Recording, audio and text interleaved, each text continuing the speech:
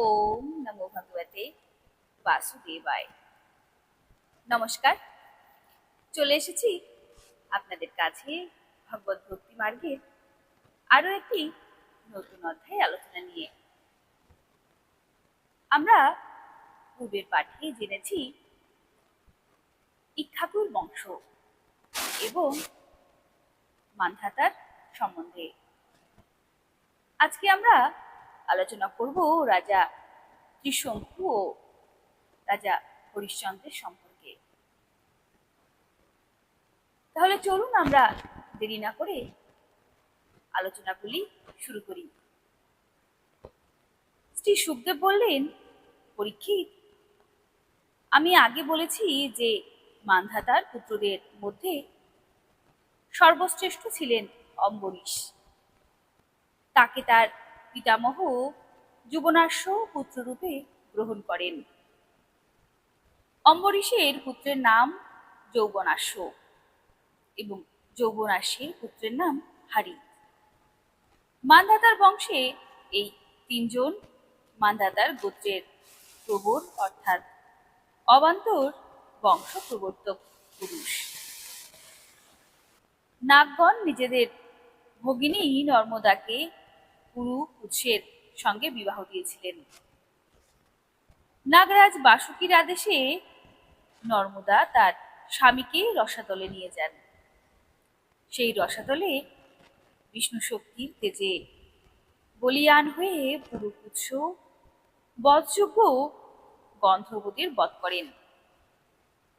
সেই কার্যে সন্তুষ্ট হয়ে নাগরাজ পুরুকুৎসকে বরদান করেন যে এই প্রসঙ্গ যারা স্মরণ করবে তারা সর্প ভয় থেকে মুক্ত থাকবে। রাজা পুরুকুৎস পুত্র প্রসদস্যু, তার পুত্র অন্নরণ্য, অনরণ্যের পুত্র হর্যস্ব, তার পুত্র অরুণ, আর অরুণের পুত্র ত্রিবন্ধন, ত্রিবন্ধনের পুত্র সত্যব্রত, যিনি ত্রিশঙ্কু নামে বিখ্যাত হয়েছিলেন। যদিও নিজের পিতা এবং গুরুর অভিশাপে তিনি চণ্ডালত্ব প্রাপ্ত হয়েছিলেন, কিন্তু পরে বিশ্বামিত্র মুনির প্রভাবে তিনি সশরীরে স্বর্গে যান। দেবতারা তাকে অধমুখ করে স্বর্গলোক থেকে ফেলে দিয়েছিলেন, কিন্তু বিশ্বামিত্র মুনি নিজের তপবলে তাকে শূন্য মার্গে স্তম্ভিত করে রেখেছিলেন। আজও তাকে আকাশে সেই অবস্থায় দেখতে পাওয়া যায়। ত্রিশঙ্কুর পুত্র হরিশ্চন্দ্র, তাকে উপলক্ষ করে পরস্পরের অভিসম্পাদে পক্ষিত্ব প্রাপ্ত হয়ে বিশ্বামিত্র এবং বশিষ্ঠের মধ্যে বহু বৎসর যুদ্ধ হয়েছিল। হরিশ্চন্দ্র নিঃসন্তান ছিলেন, তাই সর্বদাই তিনি বিষণ্ণ থাকতেন। নারদ মুনির উপদেশে হরিশ্চন্দ্র বরুণ দেবের শরণাপন্ন হয়ে প্রার্থনা করেন যে, হে প্রভু, আমাকে বর দিন যাতে আমার একটি পুত্র সন্তান হয়। হে মহারাজ বরুণ দেব, আমার যদি একটি বীরপুত্র হয় তবে আমি তার দ্বারা আপনার পূজা করব। বরুণ দেব বললেন, তথাস্তু।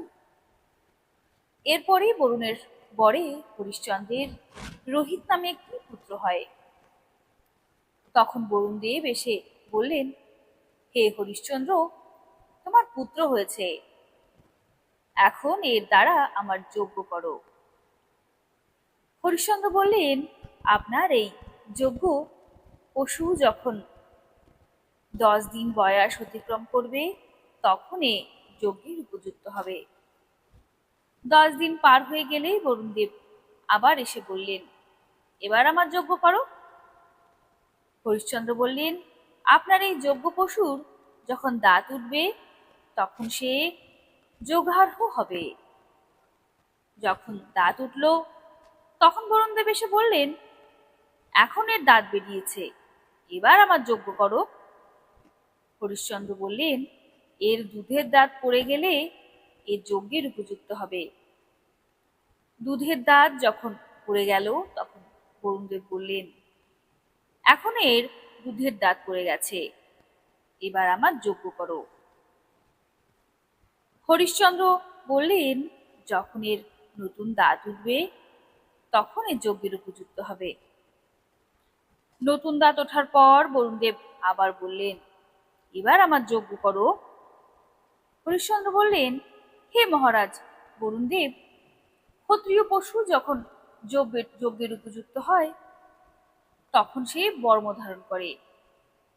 হে পরীক্ষিত, এইভাবে রাজা হরিশ্চন্দ্র পুত্রের স্নেহে আকৃষ্ট চিত্ত হয়ে কালহরণ করে যে সময়ের কথা বললেন বরুণদেবও সেই সময়ের প্রতীক্ষা করতে লাগলেন। রোহিত তখন পিতার অভিপ্রায় অর্থাৎ পুত্ররূপ পশুর দ্বারা বরুণদেবের যজ্ঞ করার কথা জানতে পারলেন। তখন নিজের প্রাণ রক্ষার তাগিদে তিনি হাতে ধনুর্বাণ নিয়ে বনে চলে গেলেন। কিছুকাল অতীত হলে রোহিত জানতে পারলেন যে বরুণদেব রুষ্ট হয়ে তার পিতাকে আক্রমণ করেছেন, যার ফলে তার পিতা উদরী রোগে পীড়িত হয়েছেন। তখন তিনি নিজের দেশে রওনা হলেন, কিন্তু ইন্দ্র এসে তাকে নিরস্ত করলেন। ইন্দ্র বললেন, বৎস রোহিত, যজ্ঞ পশু হয়ে মৃত্যুবরণ করার থেকে তীর্থক্ষেত্র দর্শনাদি দ্বারা পৃথিবী পর্যটন রূপ পূর্ণকর্ম করাই মঙ্গলজনক। ইন্দ্রের উপদেশ মতো রোহিত আরো 1 বৎসর অরণ্যবাস করলেন। এরপর দ্বিতীয়, তৃতীয়, চতুর্থ ও পঞ্চম বর্ষেও রোহিত নিজের পিতার কাছে ফিরে যাবার চেষ্টা করলেন, কিন্তু প্রতিবারই বৃদ্ধ ব্রাহ্মণের বেশে ছদ্মবেশ ধরে ইন্দ্র এসে তাকে নিরস্ত করেন। এইভাবে রোহিত 6 বৎসর অরণ্যবাস করলেন। সপ্তম বর্ষে যখন তিনি নিজের দেশের কাছে ফিরে এলেন তখন অজিগর্তের কাছ থেকে তার মেজ ছেলে শুনশেপক কিনে যজ্ঞ পশু হিসাবে নিজের পিতাকে দিলেন এবং তাকে প্রণাম করলেন। অতঃপর মহাযশস্বী হরিশ্চন্দ্র পুরুষমেধ যজ্ঞের দ্বারা বরুণাদি দেবগণের যোজনা করে উদরী রোগ থেকে মুক্ত ও সজ্জন প্রশংসনীয় হলেন। সেই যজ্ঞে বিশ্বামিত্র মুনি হয়েছিলেন হোতা, পরম সংযমী যমদগ্নি হয়েছিলেন অধবর্জু, বশিষ্ঠ ব্রহ্মার স্থান গ্রহণ করেন এবং অয়াস্য মুনি সামগান উদ্গাতা হয়েছিলেন। ইন্দ্র পরিতুষ্ট হয়ে হরিশ্চন্দ্রকে একটি সোনার রথ প্রদান করলেন। হে পরীক্ষিত, এরপরে আমি শুনশেপের মাহাত্ম্য বর্ণনা করব।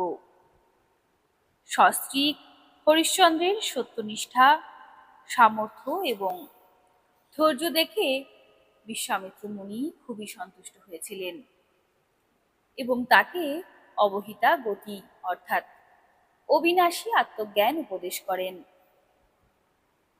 ওই আত্মবিদ্যার দ্বারা হরিশ্চন্দ্র অন্নময় মনসংযোগ যুক্ত দেহকে ক্ষিতিতে লীন করলেন।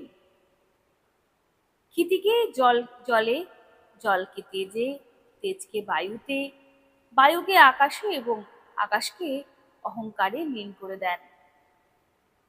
তারপর অহংকারকে মহত্তত্ত্বে লীন করে তার অন্তঃস্থিত জ্ঞান কলা ধ্যান করে তার দ্বারা আত্মার আবরণকারী অবিদ্যাকে নাশ করলেন। তারপর নির্বাণ সুখানুভূতি দ্বারা সেই জ্ঞান কলাকেও পরিত্যাগ করে সমস্ত বন্ধন থেকে মুক্ত হয়ে অনির্দেশ্য ও অপ্রত্যক্ষ স্বীয় স্বরূপে স্থিত হয়ে গেলেন। কেমন লাগলো এই হরিশ্চন্দ্রের উপাখ্যানটি? কমেন্ট করে অবশ্যই জানাবেন। আর যদি কোনো উপকারে লেগে থাকি এবং চ্যানেলটির কিছুটা যদি আপনাদের ভালো লেগে থাকে, তাহলে অবশ্যই চ্যানেলটিকে সাপোর্ট করবেন, একটি সাবস্ক্রাইব করবেন এবং ভালো লাগলে একটি লাইক দেবেন। যদি কোনো ভুল ত্রুটি হয়, নিজের মনে করে ক্ষমা করে দেবেন। আজকের মতো তাহলে আসি, দেখা হবে আবার একটি নতুন অধ্যায়ের আলোচনা নিয়ে। নমস্কার, ভালো থাকবেন। রাধে রাধে।